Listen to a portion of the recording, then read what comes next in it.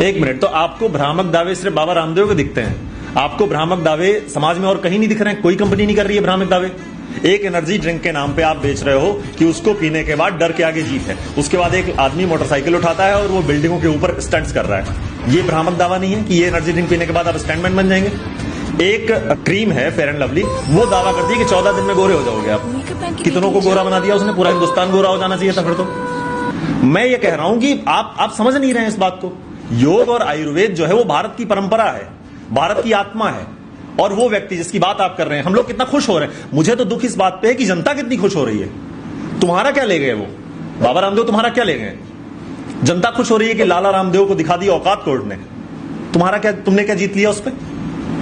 मुझे ये समझ में नहीं आ रहा है कि एक व्यक्ति जो भारतीय परंपराओं को, स्वदेशी परंपराओं को आगे बढ़ा रहा है, वो देख रहे हैं रोज 5000 लोगों को सामने खड़े होकर के लोग बताते हैं माइक पर कि मेरा रेमेटाइड अर्थराइटिस ठीक हो गया। लोग बता रहे हैं कि उनके ऑटोइम्यून डिजीज ठीक हो रही हैं, कैंसर लोगों का ठीक हो रहा है।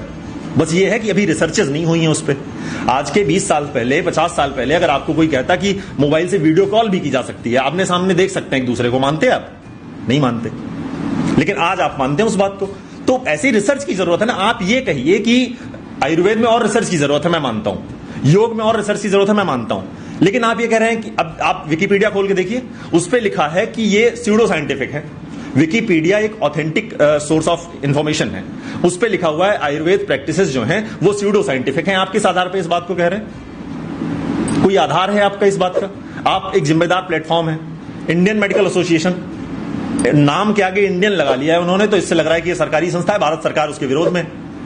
इंडियन लगा लेने से आप सरकारी संस्था और बहुत ऑथेंटिक नहीं हो जाते हैं। इंडियन मेडिकल एसोसिएशन और आयुर्वेद की ये लड़ाई है। ये एक हमको दिखाई दे रहा है, बहुत एक परसेप्शन आ रहा है लोगों के सामने कि एलोपैथ और आयुर्वेद में ये लड़ाई चल रही है। एलोपैथ आयुर्वेद की लड़ाई नहीं है। एलोपैथ और आयुर्वेद जो है ये साथ में चलने वाली पद्धतियां हैं। आयुर्वेद जो है वो जनक है, एलोपैथ उसके बाद जो है उसमें और मॉडिफिकेशन होकर के डेवलप हुआ है। एलोपैथ बहुत अच्छी चिकित्सा पद्धति है। लेकिन ये सारी लड़ाई इंडियन मेडिकल एसोसिएशन की और आयुर्वेद की है।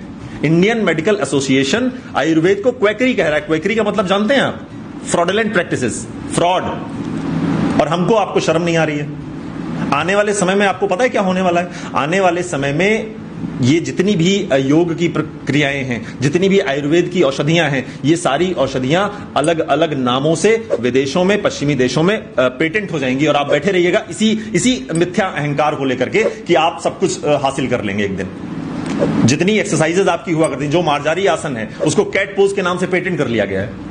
कहते रहिएगा उसके बाद कि नहीं हमारे शास्त्रों में दिया हुआ है मार्जारी आसन। जैसे आज हम बात करते हैं गुरुत्वाकर्षण को लेकर के कि हमारे शास्त्रों में महर्षि कणाद ने कह दिया था वैशेषिक दर्शन में। कहते रहिए न्यूटन ने तो दे दिया। कौन मान रहा है आपकी बात को? ऐसे ही आने वाले समय में आपके सारे प्राणायाम को ब्रीदिंग प्रैक्टिस के नाम पे बेचा जा रहा है। बोल रहे हैं ना डॉक्टर्स को, आखिर प्राणायाम बोलने में क्या शर्म है? आप उसको प्राणायाम क्यों नहीं कह पा रहे हैं कि प्राणायाम करने से आप स्वस्थ हो जाएंगे? आप कह रहे हैं कि ब्रीदिंग एक्सरसाइजेस आप करेंगे तो आप स्वस्थ हो जाएंगे। ब्रीदिंग एक्सरसाइज को अगर आप प्राणायाम कह देंगे तो आपको पता क्या होगा? उससे ये होगा कि आयुर्वेद और योग की जीत हो जाएगी। और ये कैसे स्वीकार कर लें? तो सारी समस्या यहां आ रही है। बाबा रामदेव या एक भारत के सन्यास परंपरा के सर्वोच्च पर बैठा हुआ व्यक्ति, ये सारे न्यूज चैनलों पे आप देखते होंगे, अन्य धर्मों के जब अन्य पंथों के जो लोग होते हैं उनका नाम जब लेते हैं, जैसे एक कोरोना के समय में एक मौलाना साद था, उसका मतलब उसने आपराधिक कृत्य किया है, लेकिन एक भी न्यूज चैनल पे क्या किसी एंकर ने उसको ये कहा कि ये साद है? सब मौलाना साद, मौलाना साद, मौलाना बुखारी, सब मौलाना लगा रहे हो। अगर उनका पद है, मैं कह रहा हूं सम्मान दो। लेकिन जैसे ही स्वामी रामदेव की बात आती है, कितने न्यूज चैनल्स पे आपने देखा कि रामदेव को दिया कोर्ट ने झटका। रामदेव क्या है?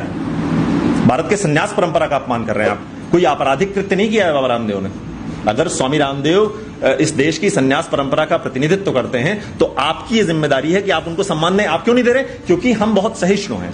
हम ये सह लेते हैं कि हमारे सन्यासी का अपमान करो और हम सुनते रहेंगे, हम भी खुश हो जाएंगे। तो समस्या की जड़ ये है।